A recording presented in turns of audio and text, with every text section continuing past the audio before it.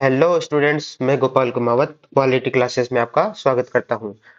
आज हम जो पढ़ने वाले हैं वह है भारत का सबसे बड़ा कानून अर्थात भारतीय संविधान, जो कि देश के सभी कानूनों तथा राज्य व्यवस्था का आधार स्तंभ है। तो चलिए शुरू करते हैं। तो भारतीय संविधान का परिचय एवं उसके भाग। तो भारतीय संविधान के परिचय की बात करें तो भारतीय संविधान भारत का सर्वोच्च कानून है। भारत का कैसा कानून है? सर्वोच्च कानून है। यह एक विस्तृत लिखित दस्तावेज है और यह ऐसा कहा जाता है कि यह दुनिया का सबसे बड़ा लिखित दस्तावेज है। और ये जो है देश की शासन प्रणाली, सरकार के अंग कौन से हैं? कार्यपालिका, विधायिका और न्यायपालिका की शक्तियों, प्रक्रियाओं और नागरिकों के मौलिक अधिकारों और कर्तव्यों को निर्धारित करता है। ठीक है। अब इसमें जो मुख्य तथ्य है उनकी बात करें तो इनकी विशेषताओं में सबसे पहले है अंगीकृत। मतलब भारतीय संविधान को कब अंगीकृत किया गया? तो 26 नवंबर 1949 को संविधान सभा द्वारा भारतीय संविधान को अंगीकृत किया गया। अगली विशेषता की बात करें तो इसे लागू कब किया गया, मतलब इसे इन्फोर्स कब किया गया? तो इसे लागू किया गया 26 जनवरी 1950 को। और इस दिन को ही हम क्या मनाते हैं? गणतंत्र दिवस के रूप में मनाते हैं। उसके बाद है संविधान सभा के अध्यक्ष। जो संविधान सभा जो बनाई गई थी उसको चलाने के लिए उस पे पीठासीन अधिकारी जो थे वो डॉक्टर राजेंद्र प्रसाद थे, जो भारत के प्रथम राष्ट्रपति भी बने।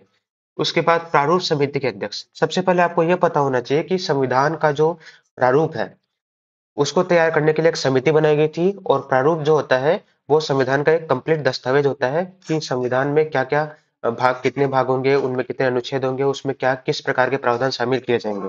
तो उस जो समिति है उसमें सात लोग थे और सात व्यक्तियों में एक अध्यक्ष था। और तो अध्यक्ष बात की जाए तो अध्यक्ष थे डॉक्टर भीमराव अम्बेडकर, जिन्हें भारतीय संविधान का क्या कहा जाता है? जनक भी कहा जाता है। समय, इसे बनाने में 2 वर्ष 11 महीने और 18 दिन लगे। भारतीय संविधान को तैयार होने में कितना टाइम लगा? 2 वर्ष 11 महीने और 18 दिन।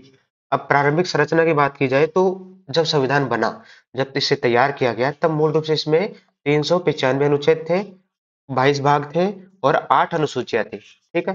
फिर संविधान में जब समय समय पे बदलाव होता गया, उसमें संशोधन किए गए। तो वर्तमान में लगभग संविधान में बात की जाए तो 448 से अधिक अनुच्छेद है, 25 भाग है और 12 अनुसूचियां है। ठीक है। अब ये भारतीय संविधान का एक सामान्य सा परिचय हो गया। अब भारतीय संविधान में जो 22 भाग है उन 22 भागों को एक एक हम भाग संख्या के अनुसार और साथ में उनमें कितने अनुच्छेद शामिल है इसकी बात करते हैं। तो भाग एक जो है वो जो आपका है वो संघ और उसका क्षेत्र है, जिसमें अनुच्छेद 1 से लेकर अनुच्छेद 4 तक के शामिल है। जो भाग एक है वो भारत को एक संघ के रूप में परिभाषित करता है और नए राज्यों की स्थापना, मौजूदा राज्यों के नाम या सीमाओं में परिवर्तन और भारत के क्षेत्र से संबंधित मामलों में संबंधित कानून प्रदान करता है। मतलब भारत का क्षेत्र कौन सा होगा, उसमें कौन कौन से राज्य होंगे, उसमें जो राज्यों की सीमाएं हैं वो क्या होंगी, उनके नाम क्या होंगे, ये सारे जो है सब प्रावधान है वो भारत भाग एक में शामिल किए गए हैं। उसके बाद है भाग दो। भाग दो आपका नागरिकता से जुड़ा हुआ है और इसमें अनुच्छेद 5 से 11 तक के शामिल है। यह परिभाषित करता है कि संविधान के प्रारंभ के समय भारत का नागरिक कौन था और संसद को नागरिकता के अधिग्रहण करने का अधिकार और समाप्ति के संबंध में कानून बनाने का अधिकार और नागरिकता प्रदान करने, तीनों के संबंध में कानून बनाने का अधिकार दिया गया है। उसके बाद भाग 3 जो हमारे संविधान का सबसे मूल ढांचा कहा जाता है और भारतीय संविधान की मुख्य विशेषता कहा जाता है, वो आपके हैं मूलभूत अधिकार अर्थात फंडामेंटल राइट्स। ये अनुच्छेद 12 से लेकर 35 तक है इसमें। और इसमें आप जानते हैं कि भारतीय संविधान में 6 प्रकार के मौलिक अधिकार नागरिकों को प्रदान किए गए हैं। और 6 प्रकार के पहले संविधान के जब बना तब भारतीय नागरिकों को 7 प्रकार के मौलिक अधिकार प्रदान किए गए थे। फिर 44वें संविधान संशोधन 1978 के द्वारा संपत्ति का जो अधिकार है उसे हटाकर कानूनी अधिकार बना दिया गया। तो अब भारतीय संविधान में कुल 6 मौलिक अधिकार है। 6 मौलिक अधिकार आप जानते हैं: समता का अधिकार, वाक एवं अभिव्यक्ति की स्वतंत्रता का अधिकार, अ, जीवन जीने की स्वतंत्रता का अधिकार, शोषण के विरुद्ध अधिकार, धार्मिक स्वतंत्रता का अधिकार और संवैधानिक उपचारों का अधिकार। ये 6 मौलिक अधिकार भारतीय संविधान में नागरिकों को दिए गए हैं। अब आगे बात की जाए तो भाग 4 में क्या दिया गया? राज्य के नीति निर्देशक तत्व, जिसमें अनुच्छेद 36 से लेकर 51 तक के अनुच्छेद शामिल है। इसमें कल्याणकारी राज्य की स्थापना के लिए राज्यों को सामाजिक, आर्थिक और राजनीतिक दिशा निर्देश दिए गए हैं। मतलब राज्यों को किस प्रकार की शासन व्यवस्था चलानी चाहिए और उन्हें किस प्रकार से कानून बनाने चाहिए जिससे नागरिकों का उत्तरोत्तर प्रगति हो सके।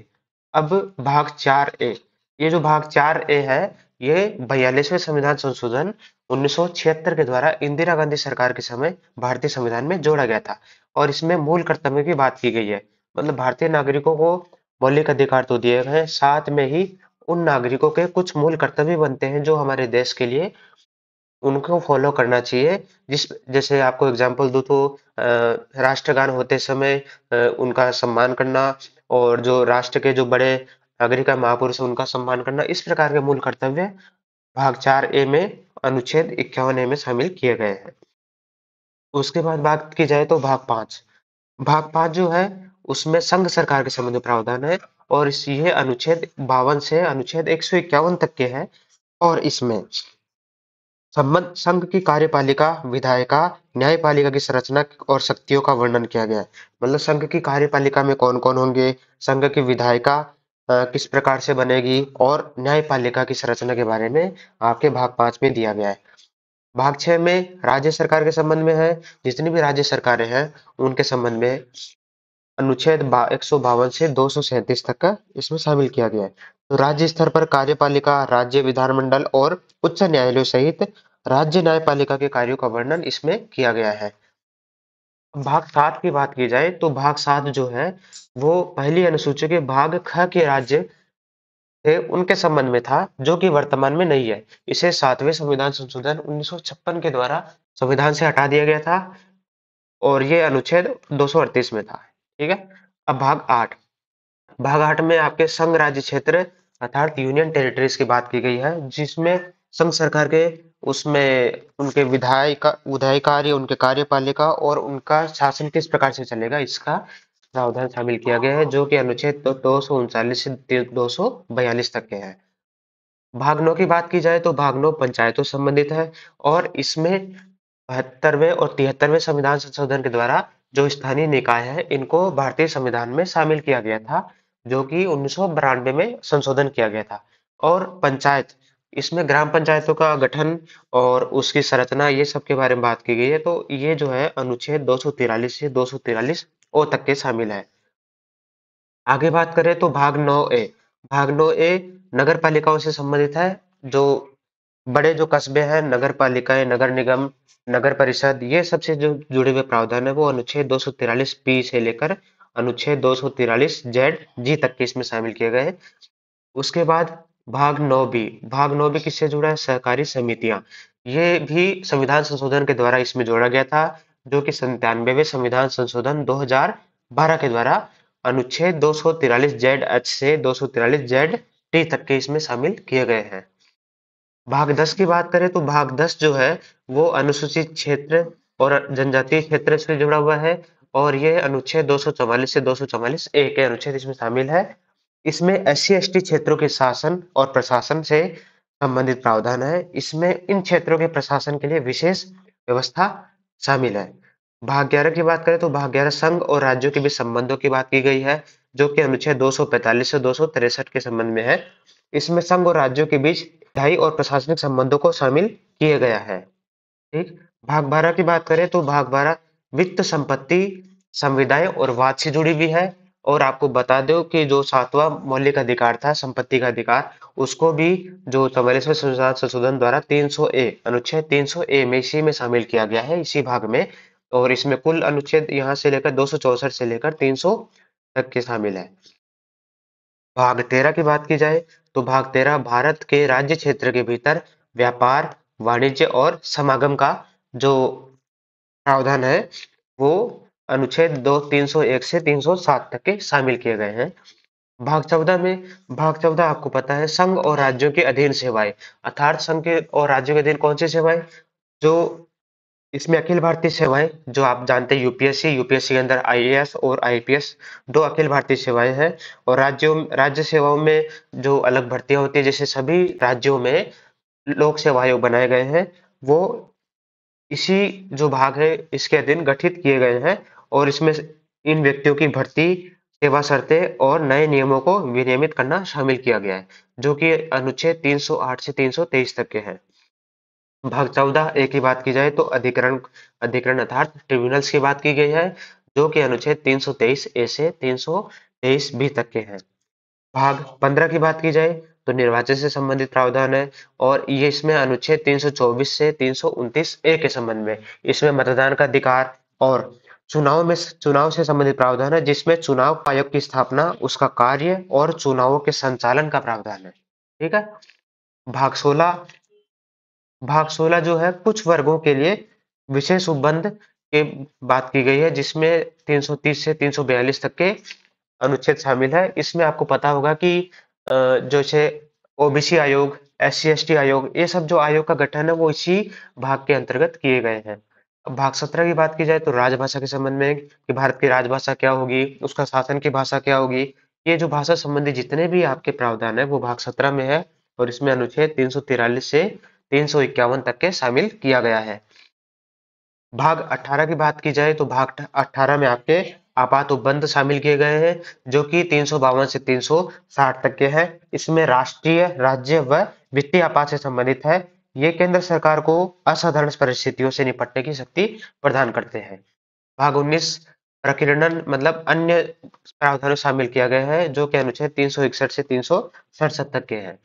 भाग 20 की बात की जाए तो भाग 20 संविधान के संशोधन से जुड़ा हुआ है, अर्थात भारतीय संविधान में अगर किसी प्रकार का संशोधन करना है, उसमें कोई नया भाग जोड़ना है, नया अनुच्छेद जोड़ना है, या अन्य कोई प्रावधान जो भारतीय संविधान में जोड़ना है, तो वो अनुच्छेद 68 अर्थात भाग 20 में शामिल किया गया है। भाग 21 में अस्थायी संक्रमण कानून और विशेष उपबंधों को शामिल किया गया है, जो कि अनुच्छेद 369 से 392 तक के शामिल है। भाग 22 की बात की जाए तो संक्षिप्त नाम, प्रारंभ, हिंदी में प्राधिकृत पाठ और निरसन, ये भाग शामिल किया गया है। इसमें अनुच्छेद 393 से 395 तक के शामिल किए गए हैं। ठीक है। तो ये भारतीय संविधान के पूरे 22 भाग होते हैं, और आपको पता है कि मूल संविधान में कितने भाग थे? 22 भाग थे। लेकिन संशोधनों के बाद वर्तमान में उप भागों को मिलाकर कुल संख्या 25 हो गई है। लेकिन आप बोलेंगे कि 22 और ये 4 जोड़ेंगे तो ये तो 26 होते हैं। लेकिन आपको मैंने बताया था कि 7वां जो भाग है उसको 7वें संविधान संशोधन के द्वारा हटा दिया गया था, और ये जो है बाकी जो ये नए जोड़े गए थे 4A, 9A, 9B और 14A। तो इस प्रकार से भारतीय संविधान में कुल 25 भाग हो चुके हैं। ठीक है। तो आज की क्लास में इतने ही। अगली क्लास में हम जो भारतीय संविधान में मूल अनुसूचियां हैं उनके बारे में पढ़ेंगे। आपको यह क्लास कैसी लगी हमें जरूर बताएं कमेंट करके, और लाइक एंड सब्सक्राइब करना न भूलें। धन्यवाद।